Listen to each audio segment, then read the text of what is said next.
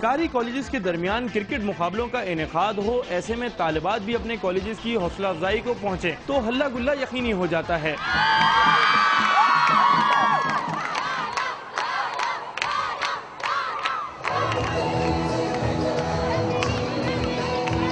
कहीं अनोखे chair leaders ने शानदार रक्स किया तो कहीं ये शुरा को महसूस करने के लिए मुनफरिद करतब भी दिखाते रहे।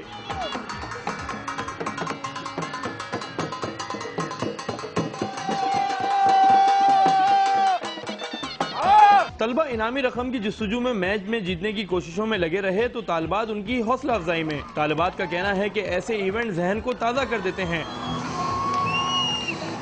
हम लोगों को बहुत अच्छा लगा, बहुत अच्छा इवेंट है। पहली दफ़ा हम लोगों ने खेला और इस तरह का इवेंट और इतना कॉन्फिडेंस आ गया इससे खेलकर। एक हफ्ते तक जारी रहने वाले इन क्रिकेट मुकाबलों में सिंध के 5 अजला के तलबा की 36 जबकि तालिबात की 8 टीमों ने हिस्सा लिया, जबकि कुल 4.5 लाख रुपए की इनामी रकम तकसीम की गई। कैमरामैन मोहम्मद अली के साथ सैयद वसीम, डॉन न्यूज़, कराची।